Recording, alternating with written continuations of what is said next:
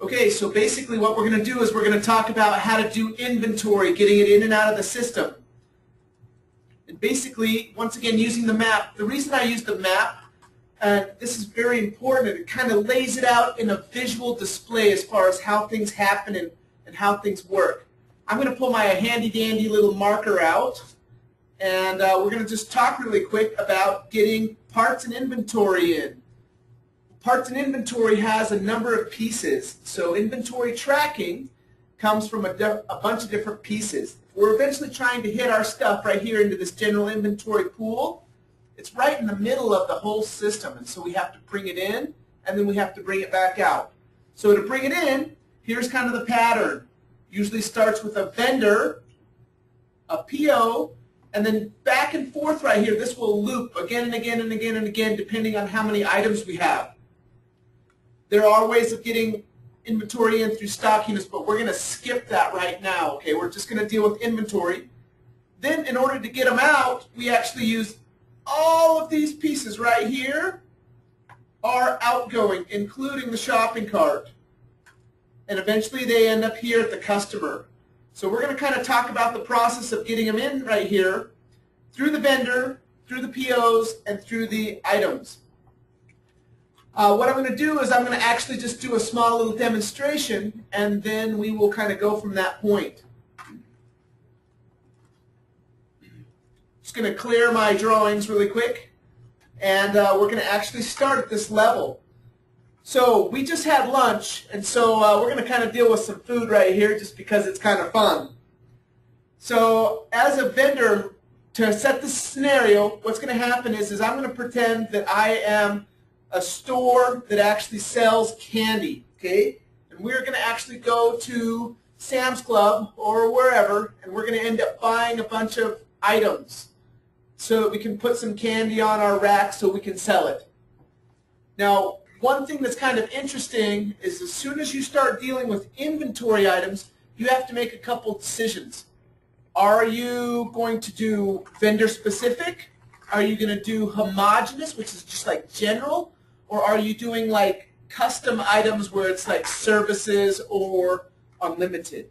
Okay? So what I'm going to make right here is what's called a homogeneous inventory item. So basically, I'm going to go buy Snickers and candy bars, and I might get them from Sam's Club one time, and another time from Target, and another time from Costco, and another time, but I want them all under my Snickers piece. So that's what I would call a homogeneous. That is non-vendor specific. And then we're going to do another one where we're going to do it vendor specific, okay? And then we'll actually do another service as well. Maybe we'll kind of create some little item that's an unlimited item that's like a service. So here's where we're going to start. First off, we're going to create a vendor. Cheryl, what's a good vendor for, so if I'm going to make homogeneous, we're going to actually use ourselves as the vendors, okay? So I'm actually going to physically create one, and I'm going to check to see if we have it in there. And I'm going to really honestly call it ourselves. And this is just for training, but basically, depending on your company name, for Ray, for tubes and hoses, he would actually be the vendor, okay? Like he's going to create this homogeneous part. Okay, so I'm going to actually put ourselves. I don't have anything under there, so I'm going to really quick create the vendor. Clicking through, and I'll type it in.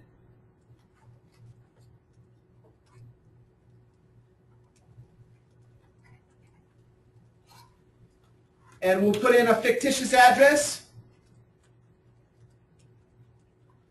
And then we'll do the city, state, and zip, all that kind of stuff.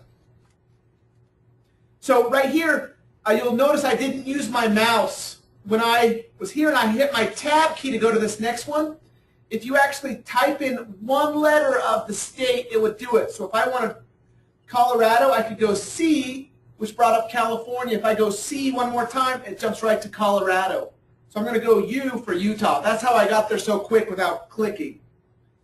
Put in a zip. And I'm going to scroll down. I don't have to do any other information to get a vendor in.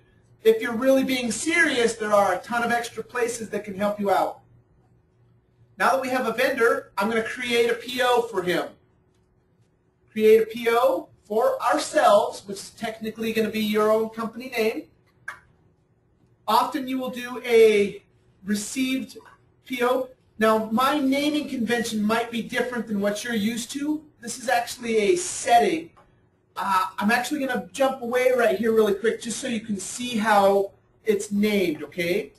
Like, I know we were midstream in creating a PO, but I want to kind of standardize it for just a microsecond.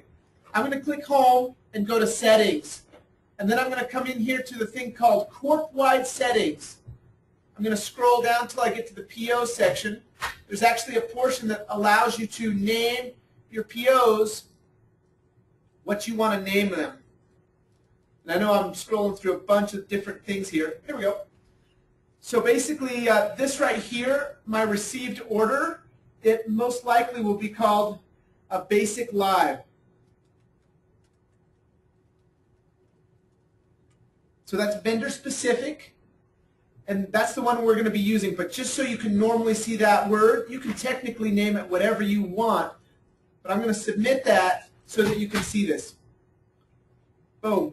Just submitted. I'm going to start back from here. Where we started is I wanted to see if our vendor was in here. Okay? Vendor, we put it under ourselves, and this is just for training. This would technically be the name of your company. And we wanted to say create PO. Now, when I pull this list up, you'll actually see this little piece of extra, this basic live. I would call it a received order. So basically what this does is it ties it to inventory right now, and it is vendor specific. Okay? But the reason I'm doing this right now under this particular one, this is a vendor under my particular product. These products don't exist yet, so I have to kind of load them into the system. So I'm going to say basic live. I'm going to leave that here. Getting some candy. We're going to scroll down. I'm going to leave everything else. I don't even have any idea what some of these other pieces are. This last piece right here, this is very important. Are they in my possession? Yes or no? If I click yes, then that basically says, okay, let's play a little further. If I say no, it kind of says, okay, it's kind of a light touch in a way. It's kind of, okay, we just kind of started the process, but it's not really there. I'm going to say yes. And I'm going to say add the PO. I now have my main. My main ID number is number 46 on my PO. Okay? What I'm going to do now is I'm actually going to come in and start adding my pieces. So I like M&Ms. Okay? Under this particular vendor, it doesn't have anything with M under it. So I'm going to say add the product. I'm going to say currently I have 0. I'm just kind of trying to load them in first. And right here, I'm going to go M&M. It's going to be a normal quantity. This is where you get to switch it between normal or like an unlimited, like a service. Okay, so I'm going to say this is real. Part category. I don't have a whole lot of things done here. So watch this. If I'm really doing this, I could technically go right here like this. Click. We'll jump out for a second. I'll create one called candy, so it'll end up in there. Okay, I now have that candy piece. So if I hit back a couple times, use my special back button, I'm going to go to the PO line items, and I'm going to search for M again. It's almost as if nothing had happened, okay? All I did is I really want a category. So I'm going to say add the product, 0. I'm going to redo this part number real quick again. Now you'll notice you don't want to put a ton of special characters. Underscores and dashes are fine, but you don't want to start putting crazy things. Part category, there it is. That's what we just did. We basically bailed out for a second to do that. And then I'm just going to put M.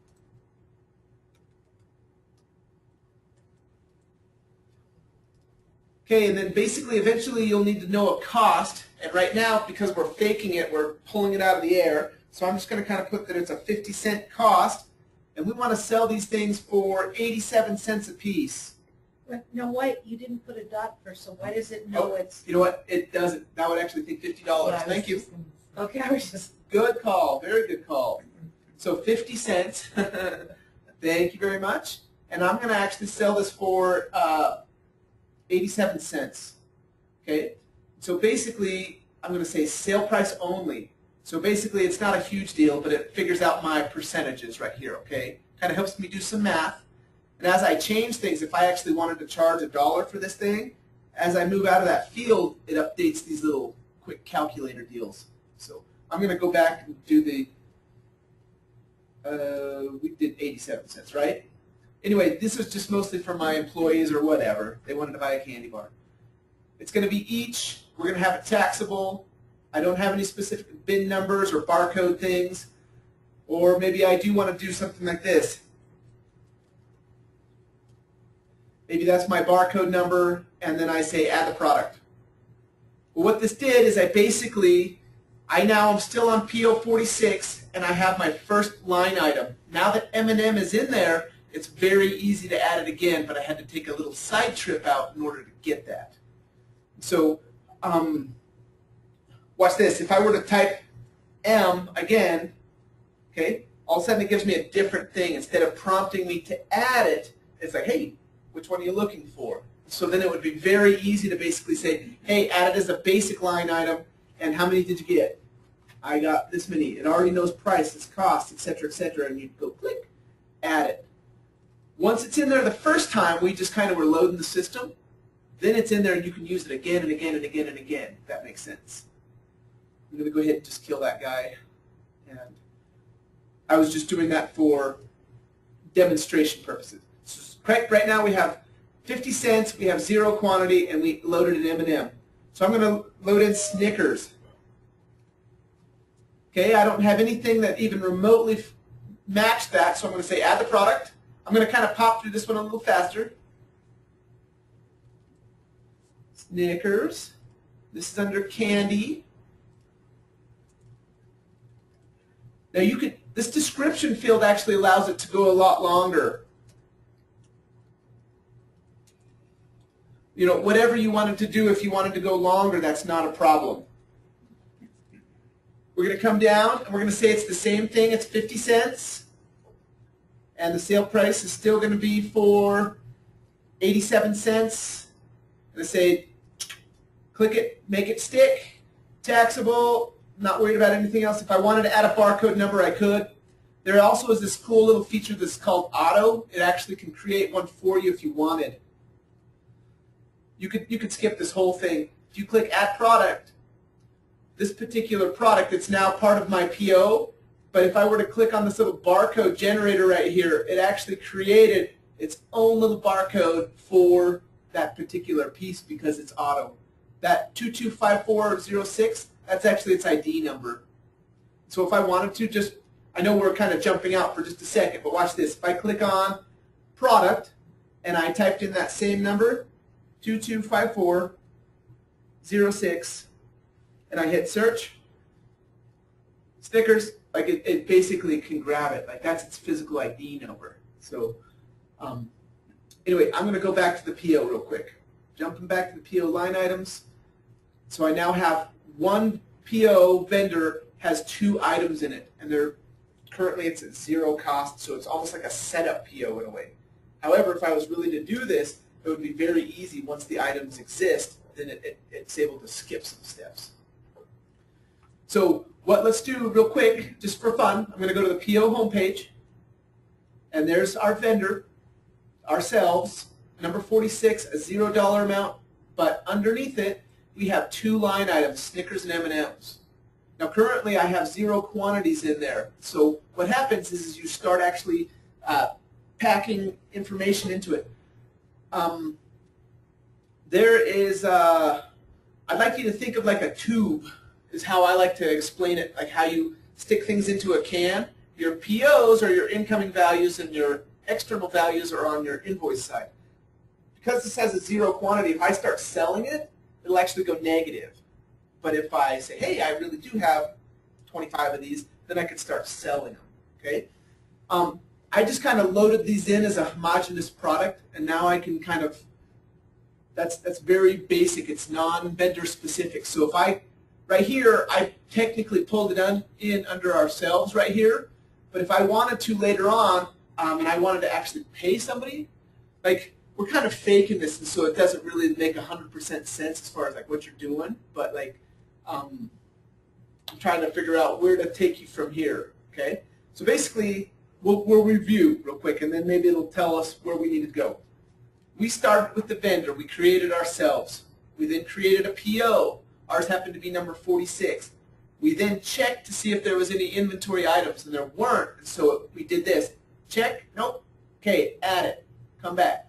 Check, nope, add it, come back. And then we finally got done. So right now we have a little PO. It's currently for a $0 amount, but it has 2 line items. That's all we've done to this point, okay? If we really wanted to physically have a quantity to that, then we would either need to assign a quantity here. You can see how I can't edit anything. I'm currently right now in the printable PO, on the printable PO page, okay? If I want to edit anything, I have to say edit line items, and all of a sudden it'll open up a bunch more options. I can click on the part, I can click on the barcode, I can remove, I can lock, I can edit. Like, this is a much more edit mode type thing for a PO. Let's just say that we actually wanted to put some real quantities in there. What's some good quantities of these candy bars? How many did you get? 50. 50. Great. So all I have to do is say 50, and it'll take itself times the 50 cents and say edit the line items. What we're doing is it's going to start flagging me, being like, oh, something went wrong, okay? It's because this main amount, we told it to be 0 originally. It has no clue that we're in here tweaking and changing things. But it'll show you some flags. I don't have a printable link up here, and I don't have a verify link because the math is wrong. So we're going to actually go change some things. But I now have 50 real live packs of M&Ms. Okay, how many Snickers bars did we get? 75. 75. We like Snickers. Snickers really satisfies, huh? Okay, so now check this out. The total says, hey, you should be 62.50. But right now there's a disconnect because the original still said 0. So here's how you would fix it. You'd basically, instead of editing a line item, you would say, I need to edit the main. I need these things to match back up. You scroll down, it says right here, what's my total value? Oh, I just need to change this. 62.50, edit. Now all of a sudden I have a whole bunch more links. I have printable, I have verify, I don't have check math, I don't have a problem here. Like, it does a number of things to kind of help you know that you're in balance or if you're not in balance. Just for a quick second, just so you can see these flags, watch this. We're just going to lightly change it for just a quick second so you can see those flags again, okay? So now we have a problem. It says check math. It says, hey, I'm still looking for something. And up here at the top, I don't have those links. Also, if something's wrong, you're going to have a frowny face out here on the PO homepage, okay? It's trying to tell you that something doesn't totally match. Now, in order to make those match, watch this. We'll just go back here and we'll fix it. So we're basically off right here. We need to just change this back to 75. I hit edit the line items. I no longer have that queue. I have my links up here. Nothing's saying it's wrong here. And if I go to the PO homepage, all of a sudden I no longer have a frowny face. Okay? So basically it tries to help you know. But the reason that we do that is basically we have no clue if you like, I really did know this and I didn't want to enter it, or it basically, you have to tell the computer what it needs. Eventually, the main needs to be the sum of the line items. And that's how it's like, oh, cool. I'm happy. I'm good to go. So at this point, because we just created a PO, what happens in the background, I'm going to switch to the map for just a second. So we created a PO. So we're here, the vendor, he created a PO. I'm going to grab my marker again. So the vendor created a PO. We added 2 parts, so it went back and forth a couple times there. All of a sudden, we haven't paid for this, so automatically, guess what happens? Click. It ends up showing in your accounts payable, hey, we need to owe this person some money, okay? Automatically, because it's like, hey, you got something. I'm imagining you're going to have to pay for it sometime. So if we were to actually literally go and check the, hang on, I'm just switching tools here. We're going to actually go back to the waiting room here. We could actually see ourselves, name of company, if we come across, we owe for a PO, $62.50. Okay? Automatically that happens just because you added that PO.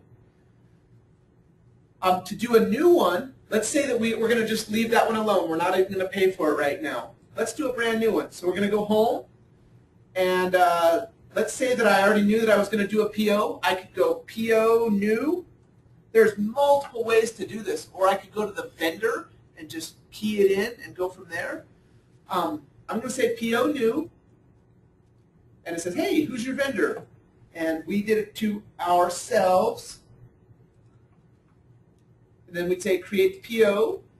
We pop down through here. It remembers what I did last time. Not when I say it remembers what you did last time, it's not per vendor. It's for the last one that you actually created. So it tries to remember that. That makes sense. So this one right here, say, got more candy. Come down, and if you actually knew your amount, you could enter it in right here. Let's say that we're going to get $100 worth of candy. Our staff really enjoys it. And we're going to click add the PO. I did switch this to yes as far as on the received. Say add PO. It comes down. It says, hey, do you want to search? Just to orient you on this is called the PO line items page. You have two search options. One's here at the top, quick add by searching, or add by searching here, or you could physically hammer it in. Like if you have the PO in front of you, sometimes it's just as easy to type through the things. It depends on what your mentality is or which way you'd like to do it. Which ones of those would you like me to use? Like there's tons of options. Top, bottom, or hammer it in line by line.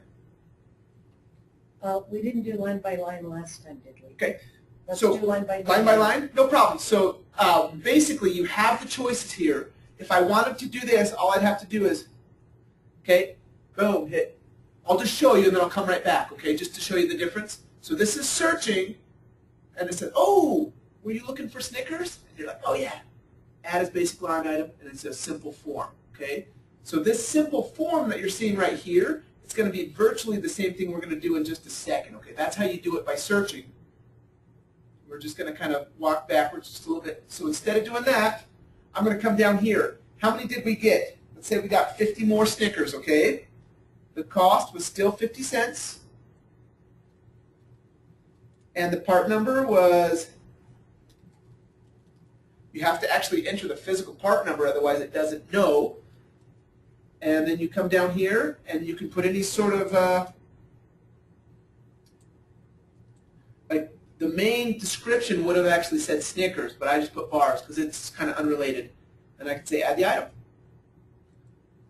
You'll notice here that it actually pulled my description in that I told it, even though the technical one actually had it. So if I were to do it by searching, just to kind of give you a quick little, it's so much easier if you actually do it through searching versus hard coding it, but we have some people who have done it forever and they wanted those features still there because they like bam, bam, bam. So why didn't it, we got 50 more, and so it showed it as a separate thing at some point.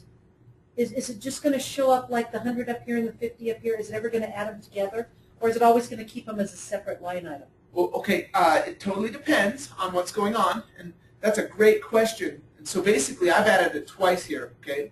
Mm-hmm. It has no clue that it's a separate thing or anything. But what happens if we actually go to the physical Snickers thing, it's going to say, what do I have? Because like right here, I'm just adding a PO. It doesn't want to know what my actual quantity is. That new quantity is something that's getting shoved into that tube. Okay. But if I actually go to the tube and I say, hey, report, like say I click right here, Mm-hmm. all of a sudden it'll tell me, what do I have on hand? I actually have 175 of these things on hand right now. Okay? And if I click on this, it'll actually tell me exactly where I got them from. Okay, from PO 46, I had 75. From PO 47, I had one line from 50 and another line from 50. Like, Okay. So basically, it does add it up for you, but not on the add PO portion. You're Okay. just dealing with what you're getting right then and there. You're loading in the front end of that tube. Okay. So let's go check that PO real quick. Here's 47. I'm just going to kind of see if we can go right back to it. Let's click on Edit. It says Check Math, and I currently only have $50 worth. So should we add some M&Ms in there? Watch this. I could even come in here and like change this. If I didn't want 2 line items, I could easily just go like this. Hey, we're going to do 100 of those guys. And then I come down here and I'm like, okay, you know what, you're actually out of here. Yep, I am sure. Go ahead. Edit the line items. So I just kind of cleaned up that little piece, okay? It was all very manual, but it's cleaned up. So currently I'm at $50. Let's go ahead and add some M&Ms. And so I'm just going to search for a portion of my part number and go ahead and hit search. And I'll say, hey, were you looking for M&Ms? Yes. And then how many did you want there? So that would be 100 as well, correct? Absolutely. So at this point, $100, 2 line items, and everything matches. And so I should have all of my links and pieces there, so I know that it's happy. Okay, at this point, we now have, if we were to actually go check the payables for this particular one, it's saying, hey, you owe me $162. If I click on this, it'll actually say, hey, you owe me for PO number 46 and 47. I can't click on them yet because they have not been verified. This is like a little key. If you look right over here, you can see that you can't click on this, no matter how hard I click. As soon as I verify a PO, very easy, we're now in the verify a PO or a purchase order. We say, yep, I approve it. Go ahead and verify it. It wrapped me right around, and I now have a date, and now look at my checkbox. It's now available to check. So this is kind of like a secondary step, and the reason that this was actually developed is that in case you're working in a team, if you're all by yourself, you might like, oh my goodness, now I have to verify my POs. Well, that's because you're just you. Well, what if you had somebody who was receiving and somebody who's like, okay, did that really come in? Am I really going to pay this bill? Like, it's kind of divided into permissions. So that's kind of the mentality of what's going on there. Once everything is clicked off, you could technically just go like this and hit pay, and then it would actually take POs and tie them to expense receipts, okay? And then it would take it out of that AP waiting room, that piece of time there, the accounts payable. You guys want to see how that works? Okay. We're just going to hit pay, and we'll walk through the process. Here's kind of some of my information. This little printable report, basically in case you needed to attach it, it would kind of have some information, especially this external invoice number. They may want to know that because if I got a PO from somebody, they might have an invoice number that went along with it. So we skipped that step as we did it, but it's just a way to kind of print it and be like, hey, here's what I'm really paying for. Okay, so we're just going to kind of leave it. It's paying for these. It's got my full amount because that's what I told it. How do I want to pay? I can pick and choose.